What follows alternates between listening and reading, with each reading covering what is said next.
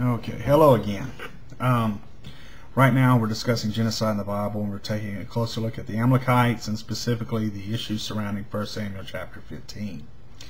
Now, before I actually move into the passage, I'm laying down some groundwork, or some background, to explain the passage. Now, I've been discussing the Amalekites and the fact that, for a period of about 400 years, the Amalekites had been oppressing and attacking Israel. You can go all the way back to Deuteronomy chapter 25 when Israel first leaves Egypt in the Exodus. The Amalekites attack Israel, and they typically attack Israel's weak. They typically attack the sick, the aged, the old, children, and that when they attack Israel, they attack everything. And so I've been discussing that, and obviously this goes on for about a period of about 400 years up until the attack of King Saul that we read about in 1 Samuel 15. Now, the question I left off with was this, and that is, do we have any reason to believe that the Israelite version of history is reliable? And the point that I was making in the last video, when I had to end the last video, was that if you've ever read the Old Testament, you know that the Old Testament record is literally filled with the evil of the Israelite elites and religious authorities. And we know that Israel never seemed to have a problem describing how frequently they got defeated in battle. So there's no reason to believe that the text will be filled with, basically, what, in regards to the Amalekites, there's no reason to believe that Israel would have done anything to make themselves look good, because they typically don't do that in the Old Testament anyway. The biblical writers don't have the slightest problem describing the situations in which Israel doubted God, accused God of various ungodlike actions, and so on, and even leaving bad-looking things completely unexplained, such as the numbering of David's census and the breach against Uriah. So, on the basis of surface features of the text, we have no warrant for believing that the text sugarcoated the story about the Amalekites or functioned as propaganda or justification, because that's just not how the Old Testament is written. Now, moving on to another point, our every record of the Amalekites and other incidental passages focused on other items or characters support the view of their vicious culture. First of all, the Amalekites, again, as I pointed out in the last video, the Amalekites in Deuteronomy chapter 25 attacked the stragglers when Israel first came out of Egypt.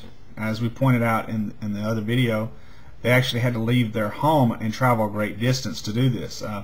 Israel was not targeting Amalek or where Amalek lived. They were headed towards Canaan, and Amalek was not a part of where Israel was going. So basically, the attack upon Israel was an unprovoked attack. They attacked Israel again without provocation. You can look at Exodus chapter 17, coming all the way to the southern tip of the Sinai Peninsula, but they were defeated. Amalek partnered with Eglon and attacked Israel during the time of Judges chapter 3. They participated in a scorched earth policy towards Israel, and it's important to point this out. If you look at Judges chapter 6, verse 3, it says, whenever the Israelites planted their crops, the Midianites, Amalekites, and other eastern peoples invaded the country. They camped on the land and ruined the crops all the way to Gaza, and did not spare a living thing for Israel, neither sheep, nor cattle, nor donkey. They came up with their livestock and their tents like swarms of locusts. It was impossible to count the men and their camels. They invaded the land and ravaged it. So notice how they conduct warfare. They destroy everything. They kill everything. Crops, plants, animals.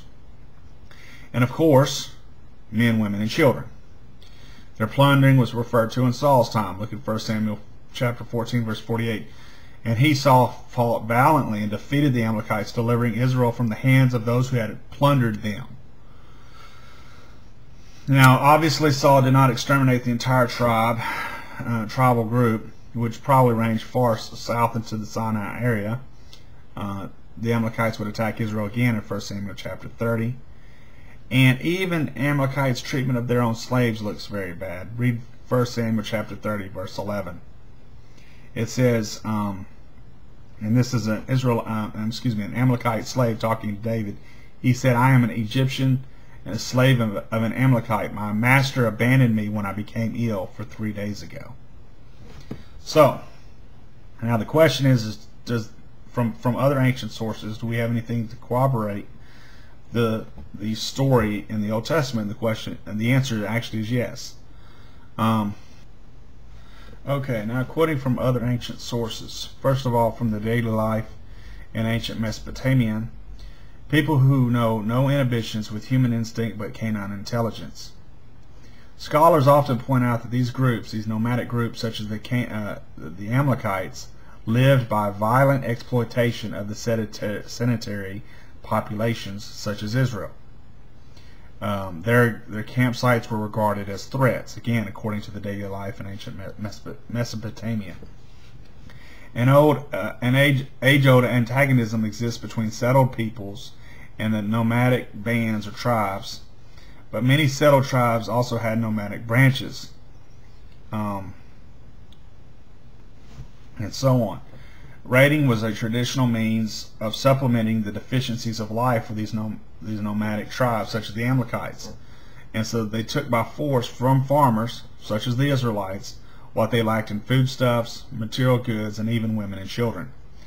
You can also read about this in the Britannica under Asian peoples and cultures and traditional cultural patterns.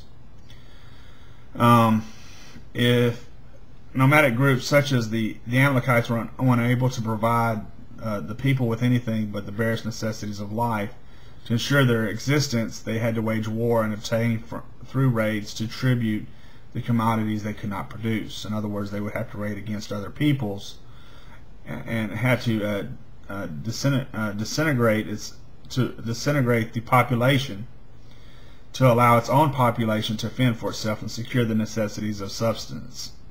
There was also but one way to achieve this, and that was to successfully raid other nations or tribes, preferably richer peoples. So, all the archaeological data and historical data we have is that the Amalekites, being a nomadic tribe, would have had to, in order to get their means, would have had to have invaded nations such as Israel to maintain their existence. Now, the trend line of data points on an accurate portrayal of biblical characters is very positive in the Old Testament. For example, when the Old Testament tells us that the Canaanites practiced child sacrifice, we have archaeological data to support that. When the Old Testament speaks of the attitudes of the Egyptians in antiquity, we have extra biblical literary data to support that. This wasn't Israel misrepresenting the ancient Egyptians. When the Old Testament speaks of the arrogance of the Asian warlords, we have several types of historical data to support that. Thus, the control data, the non-biblical data we do have in related situations, supports the reliability of Israel's portrayal of these people. And finally, Israel never actually trespassed on Amalekite territory at all. It was not the original land grant at all, and even the path that Israel took on the east side of Jordan would not have brought them in contact with the Amalek at all.